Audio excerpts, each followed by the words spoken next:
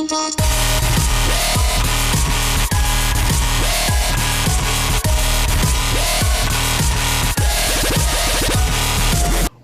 is up, YouTube? It is your boy Billy Clinton here. I got a top deck for you. Monarchs. I did a profile on them recently. Changed it up a little bit. Took them to locals. Got top 4. I was undefeated. I was 4-0. Had to go to work, so I had to leave. So I ended up taking a loss on my last round.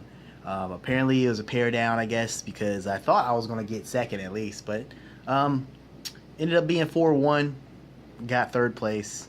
Shout outs to my boy Senpai Saylz. He ended up getting first, so I'll link his, if he does a profile, I'll link his profile to this profile. Also, I'll link his page, and I end up linking up a Glassjaw, his page, because I took his theory. Definitely not my idea. I'll show you what I'm talking about in the profile. So let's just get started. Side deck. Alright, this is pretty much standard right here. Triple Aether and triple Rebus. These guys, this guy can punish your opponents on their turn. Also can be summoned on your turn. When he is summoned, he can bring out another 2800, 1000 defense monster or monarch or whatever. Or also a 2400, 1000 monarch. So baby monarch, well, the small monarchs or big monarchs that people use. He could also do this on your opponent's turn though, which interrupts plays, because there's certain monarchs or certain monsters you can play that have effects that kick off that can either banish or blow up cards, make you draw cards, etc. This guy can also punish your opponent, because when he's summoned, he can send back a card from your opponent's hand or field back to the deck. So that's the main reason why you use this guy. We don't like people having hands, so definitely a way of controlling the board. There's also effects that people don't realize, like this guy can be summoned from the graveyard. I think both of them can. No, I think this guy can just be summoned on your opponent's turn. This guy can be summoned from the graveyard. Or, let's see, I don't know if it's summoned or added back to your hand. It's one of those. I haven't used that effect yet, but they both were really good. Both really good. I used one Caius.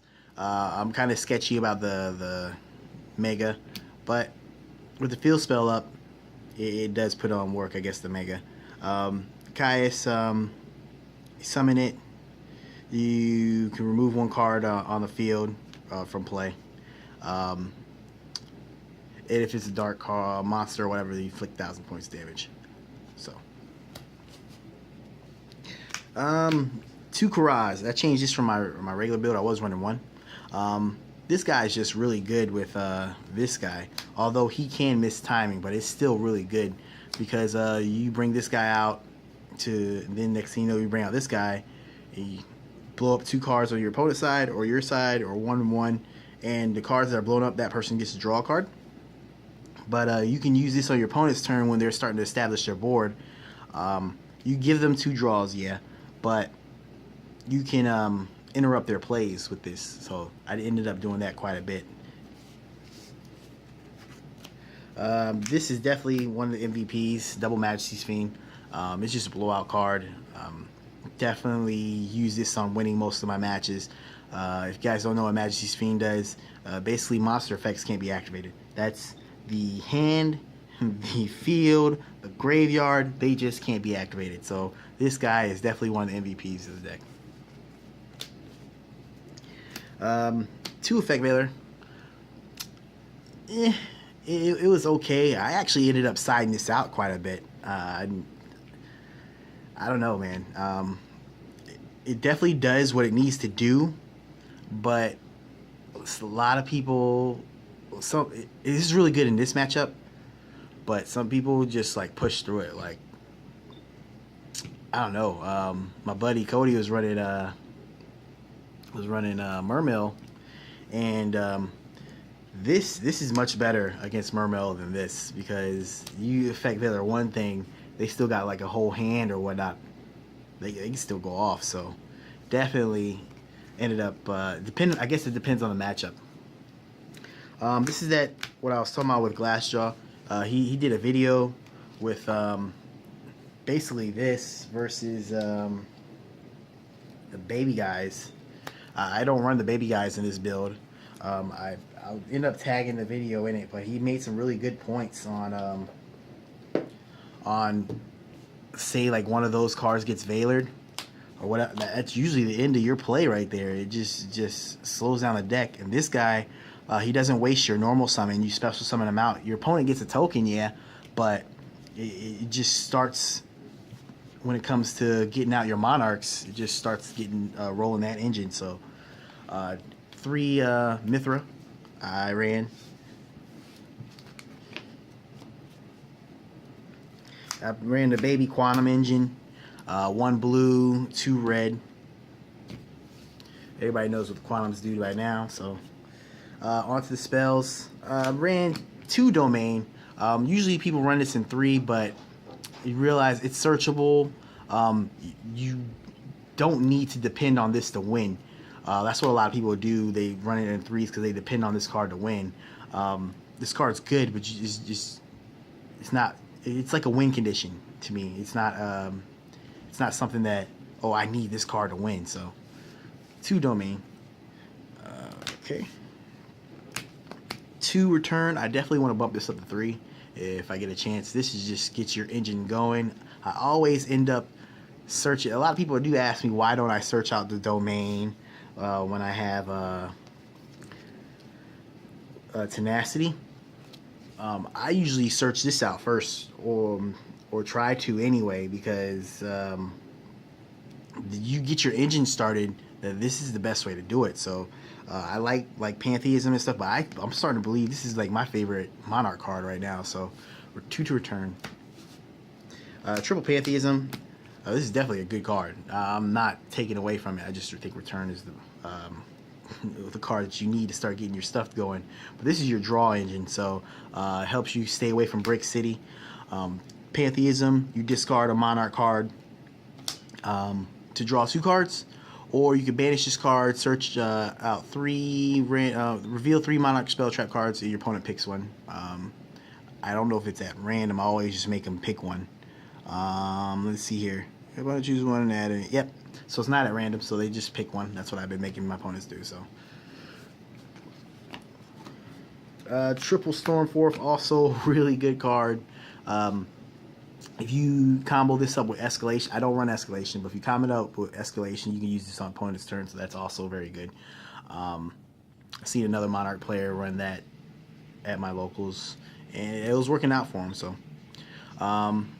but Monarch Stormforth, tribute him off your opponent's monster, or use one of your opponent's monsters as tribute. So,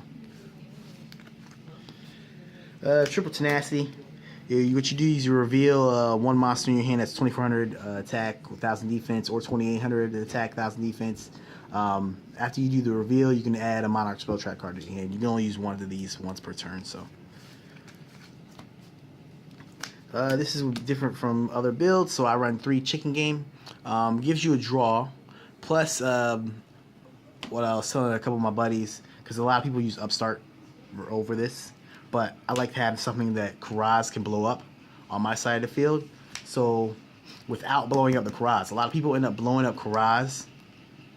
What I'll usually end up doing is I'll set a Pantheism and a chicken, have the chicken game set up. So I'll draw for the chicken game, and if my resources are kind of blah, but I have a idea of what I need, I'll end up popping the chicken game and the Pantheism, or pop the spell trap, the trap card that I'll end up getting to, and get the draw 2 without blowing him up.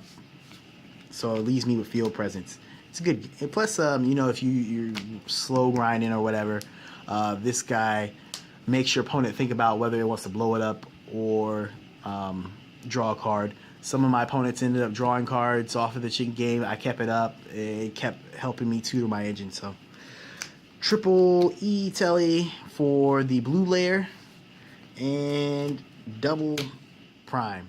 I was running triple prime. I'm not knocking this card at all. You guys can run triple, you can run double. Just don't run one. This card is definitely a safe haven. You can use it on your opponent's turn. When it's in the graveyard, you end up banishing a card or two. It's one of those. You end up banishing a monarch or spell trap. You bring it back from the graveyard in defense mode. It's got 24 round of defense. Yeah, it's just like a mini wall. So that keeps coming back. That was my deck. Side deck ran 2 Vanity's Fiend. The other blowout card that goes with Majesty's Fiend. Majesty's, as I said earlier, your opponent can't activate effects. This one, well, you or your opponent can't activate effects. This one, basically, neither person can special summon. This deck does mostly tributing, other than the engine, to get these guys out. So, 2 Vanities. A tech that ran triple Greater Eagle. I basically wanted to run this setup, or this in the mirror match with all of my other blowout card for that deck. But it definitely came in. It actually came in pretty handy. Yeah, people attack this card not knowing what it is because they're like, oh, face down in Monarchs. What is that? What is that? And then they end up attacking into it. I take their stuff and use it to tribute. It's like a mini Stormforth for me because I'll end up taking people's monsters, bringing them to my side. I feel equipped it with Greater Eagle and then tribute it off for something better. So, triple Greater Eagle. It worked. 1 MST, 2 Twin Twisters. Twin Twisters obviously better this format. I just didn't think there was too much I can discard. I can discard the Pantheism or the Trap card, but you want to use those comboed up together. So nothing bad about that though. Double system down. I definitely gotta get better rarities. If you look at this is all effed up, and this one, even for the rare, is kind of effed up. Got the Edgeware or whatever, but definitely for the Cosmo matchup. Blowout card, pay 1,000, remove all machine type monsters on your opponent's side of the field and in their graveyards.